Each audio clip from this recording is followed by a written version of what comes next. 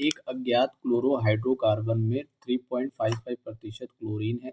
यदि इस हाइड्रोकार्बन में प्रत्येक अणु में केवल एक क्लोरीन परमाणु है तो 1 ग्राम क्लोरोहाइड्रोकार्बन में उपस्थित क्लोरीन परमाणु होंगे।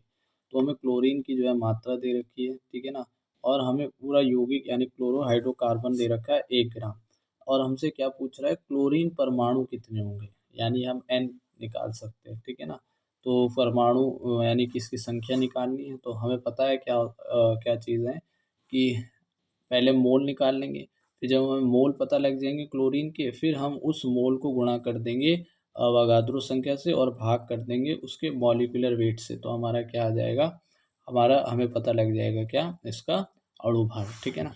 अब यहाँ पर है पूर्ण दहन के बाद 11 ग्राम CO2 उत्पन्न करने के लिए आवश्यक मीथेन के मोल की संख्या है। मीथेन का मोलर द्रव्यमान क्या है, तो हमें CO2 को उत्पन्न करने के लिए मीथेन जो है वो कितनी आवश्यक है, तो उसका सूत्र याद होना चाहिए। CH4 + 2O2 बनाते हैं CO2 + 2H2O। तो हमें CO2 की मात्रा दी गई है और हमें क्या पूछ रहा है, मीथेन के मोल पूछ रहा है। तो हम वही रस समीकरण गुणांक मिति लगाएंगे और फिर उसके बाद क्या है, मोल निकाल लेंगे CH4 के, ठीक है ना। अब कॉन्सेप्ट हमारा 18वां आ गया कि विभिन्न प्रकार के सांद्रता पद। अब हमें सांद्रता पद देखने हैं, ठीक है ना। सांद्रता क्या होती है कि किसी विलयन में विलय और विलायक की अपेक्षा मात्रा के बीच का संबंध जिस पदों के रूप में उन्हें व्यक्त करा जाता है वही हमारी सांद्रता होती है। विलय विलायक विलयन को जिस उसमें हमें दिखाते हैं ना, तो वो सांद्रता के कौन कौन से पद होते हैं। एक मोलरता होता है, नॉर्मलता होता है, मोललता होता है, मोल भिन्न होता है, सामर्थ्य होता है, प्रतिशत होता है और ppm होता है। अब पहला देखेंगे मोलरता, जिसे हम मोलैरिटी बोलते हैं। ये होता है कि विलयन में 1 लीटर विलयन में उपस्थित विलय के मोलों की मात्रा, है ना। विलय के मोल को हम क्या कहते हैं, मोलरता कहते हैं। यानी n/v लीटर में आ जाएगा, और n को हम भार बटे में अनुभार भी बोलते हैं, गुणा भी हो जाएगा। v मिलीलीटर में तो 1000 क्या हो जाएगा, डिवाइड में हो जाएगा, ऊपर चला जाएगा, मल्टीप्लाई में हो जाएगा। अब मोलरता के सवालों के लिए हमें कौन सा सूत्र याद करना है, ये तो सामान्य सूत्र है। और ये भी याद रखना है, ये इसमें क्या है, आयतन है, तो ये किस पे निर्भर करेगी, मोलरता ताप पर निर्भर करती है। और अगर अब हमारा क्वेश्चन मान लो किसी शुद्ध द्रव की मोलरता दे रखी है, किसी शुद्ध द्रव की मोलरता पूछ रहा हो, तो शुद्ध द्रव की मोलरता के लिए हम D/1000 बटे में मॉलिक्यूलर वेट × 1, तो ये हमारा क्या होता है, इसका सूत्र होता है D यानी घनत्व। अब अगर मान लो एक और हमारा सूत्र है जिसमें हमें प्रतिशत बाय वेट दे रखी हो, तो परसेंटेज बाय वेट दे रखा है उसकी मात्रा भार की परसेंटेज में, तो उसके लिए हम क्या करें, प्रतिशत मात्रा गुणा में हमारा क्या होता है 10 गुणा में उसकी डेंसिटी D घनत्व और बटे में मॉलिक्यूलर वेट, ठीक है ना। इससे हमारी मोलरता पता लग जाए। तो m = में प्रतिशत मात्रा गुणा में D गुणा में 10 बटे में मॉलिक्यूलर वेट। अब यहाँ पर क्वेश्चन है कि 3.60 मोलरता सल्फ्यूरिक एसिड घोल का घनत्व जो द्रव्यमान से इतने प्रतिशत दे रखा है, तो H2SO4 होगा। तो यहाँ पर H2SO4 का मॉलिक्यूलर वेट भी दे रखा है, घनत्व पूछ रहा है, उसका वेट बाय वो भी दे रखा है, और इसकी मोलरता पूछे, तो हम ये सारा कुछ लगा के हम डेंसिटी निकाल लेंगे। यानी वही वाला प्रतिशत बाय वेट गुणा D गुणा 10 बटे में मॉलिक्यूलर वेट। अब हमें नॉर्मेलिटी देखनी। नॉर्मेलिटी क्या होती है कि 1 लीटर विलयन में उपस्थित विलय के ग्राम तुल्यांकों की संख्या, यानी यहाँ पर ग्राम तुल्यांकों की संख्या देखते हैं। और ये विलय के ग्राम तुल्यांक की संख्या किस में देख रहे हैं, विलयन का 1 लीटर आयतन में, ठीक है ना। अब ये ग्राम तुल्यांक क्या होते हैं, ग्राम तुल्यांक होते हैं पदार्थ की मात्रा, ठीक है, यानी कि अणुभार जो, और बटे में तुल्यांकी भार, ठीक है ना। पदार्थ की मात्रा अलग है जो दी होगी, पदार्थ की मात्रा बटे में तुल्यांकी भार। अब ये तुल्यांकी भार क्या होता है, ये तुल्यांकी भार आगे हम देखेंगे पढ़ेंगे भी, लेकिन होता क्या है, जो भी हमें अणुभार दे रखा है उस परमाणु का भार दे तत्व के लिए, और बटे में या तो संयोजकता, या तो n फैक्टर हो गया, या तो फिर उसमें आवेश होंगे वो इस तरह से हम निकालते हैं किसको, तुल्यांकी भार को। तो हम इसको ई जो होता है उस EWT से भी व्यक्त करते हैं, ठीक है ना। इसका हमने मान भी लिखा है, ई को क्या बोलते हैं, ई इक्विवेलेंट। तो ई इक्विवेलेंट वेट बोलना है ना, ई इक्विवेलेंट। तो हम इसको किस तरह और व्यक्त कर सकते हैं, यानी पदार्थ की ग्राम में मात्रा बटे में तुल्यांकी भार इक्विवेलेंट गुणा में आयतन। अब इक्विवेलेंट को हम ऐसे भी लिखते हैं मॉलिक्यूलर वेट गुणा में संयोजकता है ना, या एफ फैक्टर एन फैक्टर। तो हम इसको ऐसे लिख सकते हैं कि डब्ल्यू ग्राम में भार बटे में मॉलिक्यूलर वेट, और ये गुणा बटे में क्या, इस गुणा में ऊपर चला जाएगा एन फैक्टर, और गुणा में वी लीटर मिलियन का, ठीक है ना। अब न्यूमेरिकल्स में याद रखना कि यहाँ पर देखो कि भार बटे में मॉलिक्यूलर वेट गुणा वी, है ना, लीटर में क्या हो रहा है, ये हो रहा है हमारा मोलैरिटी के बराबर। तो हम इसको एम मोलैरिटी गुणा में एन फैक्टर कह सकते हैं नॉर्मलता को, ठीक है ना। नॉर्मेलिटी ये भी ताप पर ज्योति निर्भर करती है, और ई डब्ल्यू टी मतलब जो मैंने बता दिया तुल्यांकी भार होता है, ठीक है ना। अब हमारा देखेंगे आगे मोलैलिटी, जिसे हम स्मॉल एम से दिखाते हैं, मोलैरिटी को हम कैपिटल एम। और ये क्या होता है, ये 1 केजी विलायक में उपस्थित विलय के मोलों की संख्या होती है। क्या होती है, 1 केजी विलायक में उपस्थित विलय के मोल, यानी यहाँ पे विलायक आएगा भार में 1 किलोग्राम में। तो इसे हम लिखेंगे डब्ल्यू बाई मॉलिक्यूलर वेट गुणा में विलायक केजी। और ये जो मोललता होती है वो ताप पर निर्भर नहीं करती है, क्योंकि यहाँ पर आयतन अनुपस्थित होता है। अब मोलरता जो होती है, और मोललता और मोलरता में संबंध क्या होगा, वो हो जाएगा देखो कि इसका सूत्र है कि एम मोलरता इज इक्वल टू में एम डी गुणा 1000 बटे में 1000 प्लस एम गुणा मॉलिक्यूलर वेट। तो ये चीज़ हमें देखनी है कि मोलरता से गुणा हो रहा है घनत्व का गुणा 1000 बटे में 1000 प्लस मोललता और गुणा में मॉलिक्यूलर वेट। अब यहाँ पर देखो सारी वो भी चीज़ें लिखी हैं, घनत्व वगैरह सब पता है। ये यहाँ पर मॉलिक्यूलर वेट किसका, विलय का है, विलय का आणविक भार है, ठीक है ना। आगे देखो प्रतिशतता, परसेंटेज क्या होता है, परसेंटेज मतलब 100 में से होता है। तो एक होती है भार प्रतिशत, तो परसेंटेज बाय वेट होती है, ऐसे हम परसेंटेज बाय वॉल्यूम होती है, और एक होती है percentage by weight by volume. तो अगर हम इस तरह का कुछ लिखा हो, तो यानी कि यहाँ पर दिया गया है कि विलय के भार बटे में विलयन का भार गुणा 100, या फिर दिया गया विलय का आयतन बटे में विलयन का आयतन गुणा 100, या फिर हमें अगर दिया गया है डब्ल्यू बाई वी, तो इसका मतलब होता है परसेंट डब्ल्यू बाई वी का कि विलय का भार बटे में विलयन का आयतन मिलीलीटर में गुणा 100। ग्राम और मिलीलीटर भी ध्यान में रखना है। अब सामर्थ्य की स्ट्रेंथ क्या होती है, स्ट्रेंथ होती है कि किसी विलयन 1 लीटर आयतन में उपस्थित विलय के ग्राम की मात्रा, विलय ग्राम मात्रा, ठीक है ना, यानी कि विलय डब्लू बटे में हमारा वी लीटर।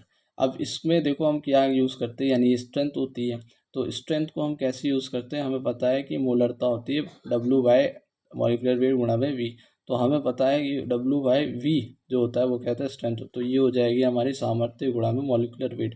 तो हम यहाँ पर लिख सकते हैं कि सामर्थ्य क्या होती है, एम गुणा मॉलिक्यूलर वेट भी होती है, ठीक है ना। एम यानी मोलैरिटी गुणा में हमारा अणु जो सूत्र भार या मॉलिक्यूलर वेट होता है उसके गुणा में भी हम सामर्थ्य कह सकते। इसी तरह से नॉर्मेलिटी को भी, नॉर्मेलिटी क्या होती है, डब्लू बटे में इक्विवेलेंट वेट जो हमारा क्या होता है, हमारा तुल्यांकी भार गुणा में वी। तो यहाँ पर वी डब्ल्यू बाई वी हमारा एस हो जाएगा, तो एस बाय हमारा इक्विवेलेंट वेट, ये हो जाएगा हमारा एस बराबर एन गुणा में इक्विवेलेंट वेट के, है ना, तुल्यांकी भार गुणा में नॉर्मलता के। अब हमारा है पार्ट्स प्रति मिलियन। तो पार्ट्स पर मिलियन क्या होता है, ये सांद्रता पद का वहाँ यूज़ होती है जहाँ पर विलय की मात्रा बहुत कम होती है। किसकी, विलय की मात्रा बहुत ज़्यादा कम होती है। और ये किस लिए यूज़ होती है, जल की कठोरता, बीओडी सीओडी आदि के लिए यूज़ होती है। और ये क्या चीज़ दर्शाती है, ये चीज़ दर्शाती है कि 10⁶ ग्राम विलायक में, है ना, उपस्थित, है ना, विलय की संख्या, ठीक है ना, विलय का भार। तो ये इसको हम पीपीएम को कैसे दे, विलय का भार बटे में विलयन का भार गुणा में 10⁶ विलय का भार बटे में विलयन का आयतन, आयतन इस तरह से भी दर्शा सकते हैं गुणा में 10⁶। तो ये भी चीज़ हम देख सकते हैं। अब मोल प्रभाज आता है। मोल प्रभाज, मोल अंश, इसे मोल भिन्न या मोल फ्रैक्शन बोलते हैं। यह वह सांद्रता पद है जहाँ अवयव के मोल का कुल मोलों के साथ अनुपात देखा जाता है, और इसे काई एक्स इस तरह से दर्शाते हैं, ठीक है ना। तो ये क्या आता है, देखो हमने एक पात्र लिया, उसमें हमने देखा 2 तरह के अवयव हैं, उसका अवयव का मोल क्या होगा, उसका एन ए हो जाएगा, एन बी होगा, तो अवयव ए और बी है, तो n A plus n B हो जाएगा टोटल मोल। अगर हम अवयव ए के मोल प्रभाज की बात करें तो वो क्या होता है, उसका मोल और बटे में टोटल मोल, एन ए बटे में n A plus n B. इसी तरह से बी का भी यही हो जाएगा, एन बी प्लस बटे में n A plus n B. अब मिश्रण में यहाँ पर कुछ बातें हैं, लेकिन मोल प्रभाज के बारे में, मोल बिन या मोल अंश या मोल फ्रैक्शन के बारे में, कि मिश्रण में उपस्थित किन्हीं दो अवयवों के मोल प्रभाज का योग क्या होता है, एक होता है। तो अगर x से मोल प्रभाज x और मोल प्रभाज b अवयव करें तो वो किसके बराबर होता है, एक के। अब किसी भी अवयव का मोल प्रभाज क्या होता है कि 0 से तो अधिक होता है मिश्रण में उपस्थित, और 1 से कम होता है, यानी कि 0 से तो अधिक होगा मोल प्रभाज और 1 से कम होगा। मिश्रण में उपस्थित अवयवों के मोल प्रभाज का अनुपात जो होता है उनके मोलों के अनुपात के बराबर होता है। तो ये भी चीज़ रखना है कि मोल प्रभाज का अनुपात मोलों के बराबर होता है। अब क्वेश्चंस की बारी आती है हमारी कि H3PO3 एसिड के 0.1 मोलरता जलीय घोल के 20 मिलीलीटर को पूरी तरह से उदासीन करने के लिए आवश्यक 0.1 मोलरता जलीय KOH घोल की मात्रा होगी। तो हमें कि H3PO4 का क्या मोलरता दे रखी है, उसका व्हील दे रखा है, इसी तरह से KOH का दे रखा है, और हमें V उसका पूछ रहा है KOH का। तो हमें क्या पता है, ग्राम तुल्यांक इन दोनों के बराबर कर देंगे तो वो होता है N1V1 यानी नॉर्मलता गुणा कर देंगे आयतन से। ग्राम तुल्यांक हमने निकाले थे ना, जो कि इस तरह हो जाएंगे हमारे।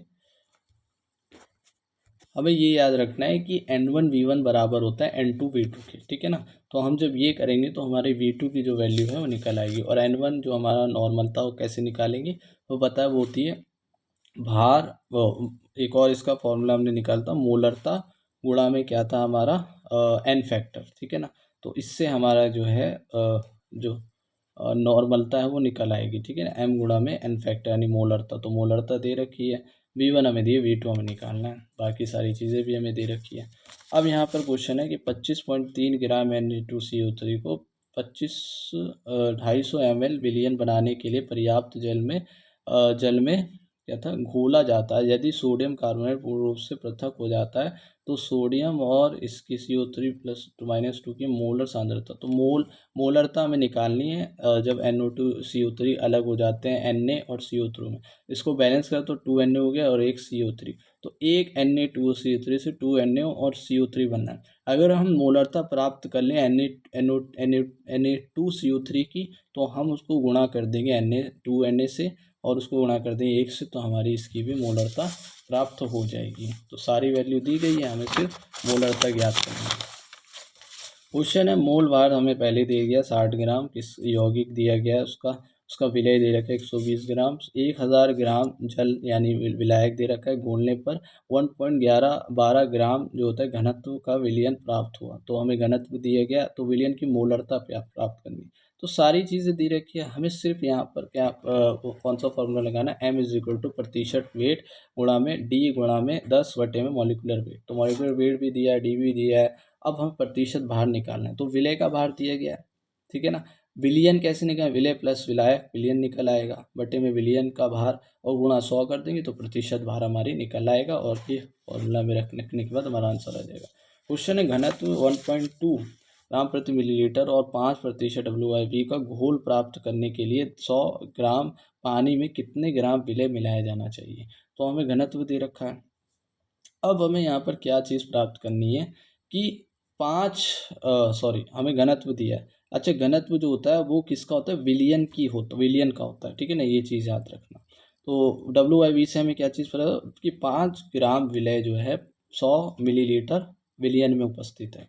तो इससे हम क्या निकाल लेंगे, देखो इससे हम क्या निकाल लेंगे, इससे हम निकाल लेंगे भार, किसका भार, हमारे विलियन का भार। तो विलियन का जब भार पता लग जाएगा हमें कितना आएगा 120 ग्राम। तो यहाँ पर हमें पता लगेगा कि 120 ग्राम विलियन में, और नहीं, इस विलियन जब प्राप्त हो जाएगा तो अब हमें विलायक पता लगा लेंगे। कैसे विलायक, देखो विलियन तो हमें दिया गया 100 मिलीलीटर विलियन दिया गया है, ठीक है ना। तो अब जब भार पता लग गया है किसका, विलियन का, ठीक है ना, तो विलायक निकालने के लिए हम क्या करेंगे कि विलियन को माइनस कर देंगे विलय से, तो हमारा आ जाएगा क्या, विलायक 115 ग्राम।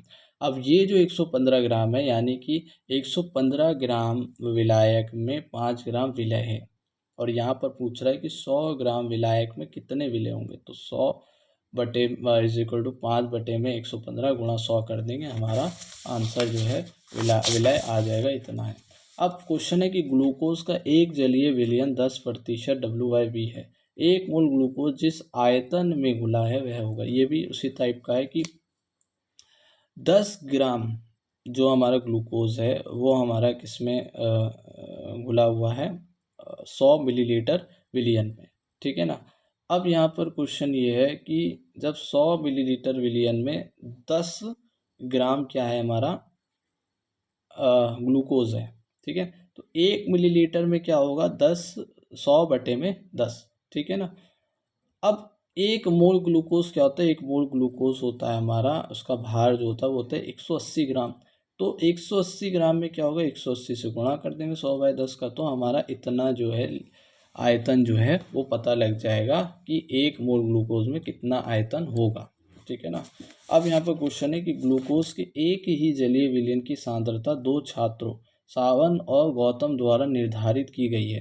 सावन ने सांद्रता 20% W/W और गौतम ने सांद्रता 25% W/V बताई। यदि दोनों सांद्रताएं सही हैं तो विलयन का घनत्व क्या है। तो देखो यहाँ पर क्या चीज़ है कि दोनों सांद्रताएं सही हैं, तो सांद्रता हमें यानी विलयन की सांद्रता दी गई है, तो हमें विलयन का क्या निकालना है, भार निकालना है। तो हमें विलयन का देखो जो आयतन है वो भी दिया है 100 मिलीलीटर, 25 ग्राम में विलय में 100 मिलीलीटर विलयन उपस्थित है। तो अब हमें क्या निकालना है, भार निकालना है। इससे दोनों की सांद्रताएं सही है तो हम कह सकते हैं कि 20 ग्राम M1 जो हमारा पहला तो जो था सावन, उसने 20 ग्राम 100 ग्राम उसमें करा, ठीक है ना। ये 20 ग्राम में 100 ग्राम विलयन उपस्थित है, तो ये हो जाएगा 1 ग्राम में कितना विलयन होगा, 20/100/20 होगा। तो 25 ग्राम में कितना होगा, इसको इससे मल्टीप्लाई हो जाएगा, तो ये 125 ग्राम यानी विलयन का भार आ गया। अब जब हमें विलयन का भार पता लग गया, विलयन का हमें आयतन पता है, ठीक है ना, तो हम डी निकाल लेंगे, भार बटे में आयतन। अब हमारा क्वेश्चन है कि कार्यस्थल पर CO के मानव संपर्क की वैध सीमा जो है 35 ppm है। यह मानते हुए कि वायु का घनत्व 1.3 ग्राम प्रति लीटर है, अधिकतम स्वीकार्य सांद्रता पर 1 लीटर वायु में कितने ग्राम CO है।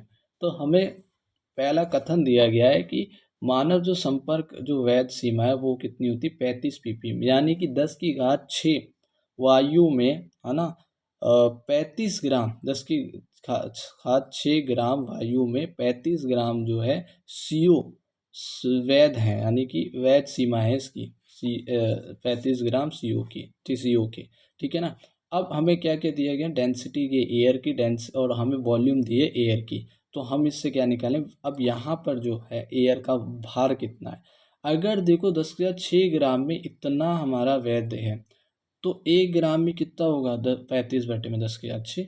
अब हमें कितना ग्राम आया है हमारा, जब हमने डेंसिटी रख गुणा वॉल्यूम करा, तो हमारा जो मास है जो एयर का जो वो है वो कितना 1.3। तो जब 1.3 ग्राम में कितना, इससे मल्टीप्लाई कर दो तो हमारा आंसर आ जाएगा। अब हमारा तुल्यांकी भार, इक्विवेलेंट वेट क्या होता है। देखो तुल्यांकी भार देखो अलग अलग उसके हम निकालते हैं, तत्व का, आयन का, यौगिक का, और इसी तरह से अलग अलग उसके, ठीक है ना, अम्ल का। तो किसी तत्व का तुल्यांकी भार अगर पूछे तो उस तत्व का परमाणु भार बटे में उसकी संयोजकता कि उसमें आत्म कोश में कितने इलेक्ट्रॉन है। दूसरा किसी आयन में पूछे तो आयन का अणु सूत्र, ठीक है ना, पूरे उसका अणु सूत्र हम मिला, और फिर उस आयन पर जो उपस्थित आवेश है वो। अब इसी तरह से यौगिक हो जाएगा, और यौगिक हो तो उसमें दो होते हैं, एक तो ऋणात्मक होता है, एक धनात्मक होता है। तो पहले हमें धनात्मक जो है धनायन का उसका तुल्यांकी भार लिखना होगा, और एक फिर ऋणायन का तुल्यांकी भार, दोनों को प्लस करना होगा। तो जैसे कि एग्जाम्पल है MgCl2 है, तो Mg में एक तो +2 है और एक Cl2Cl- है, 2 को भूल जाओ, ठीक है ना, ये सिर्फ एक मात्रा है, उससे कुछ नहीं लेने देना है। यहाँ पर देखो Mg का हमें पहले देखना है भार, जो हमारा अणुसूत्र है वो होता है 24, और बटे में इसका जो क्या है आवेश है उस पर 2 है, बटे में 2 हो जाएगा, जैसे कि हमने दूसरे वाले में देखा आयन वाले में। और इसी तरह से प्लस हो जाएगा Cl का तो 35.5, उसका आवेश 1 है, तो इन दोनों को प्लस कर तो 47.5 हमारा तुल्यांकी भार आ गया।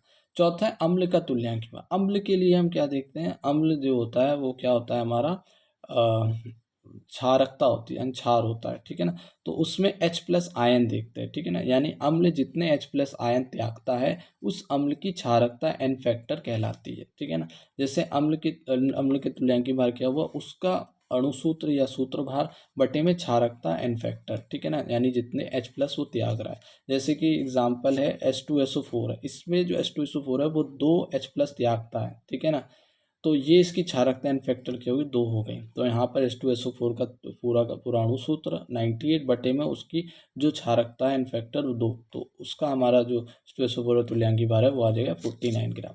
अब यहाँ पर एक चीज़ अपवाद है कि अगर H3PO4 हो, H3PO2 हो, 3 हो, H3 है ना, ये हो, तो इसमें क्या होता है, उसमें हम एक कम कर देते हैं, यानी ऑक्सीजन की मात्रा अगर माइनस कर देंगे तो वही उसका क्या होता है, क्षारकता होती है, यानी H+ आयन त्यागता है। जैसे कि यहाँ पर H3PO4 है तो उसमें एक कम कर दो ऑक्सीजन में से, ठीक है ना, तो वही उसकी क्षारकता यानी 3 हो जाएगी, यहाँ पर 2 हो जाएगी, यहाँ पर 1 हो जाएगी। तो इस तरह से हम यहाँ पर क्षारकता जो है निकालते हैं। तो अभी हमने इतना दिखा।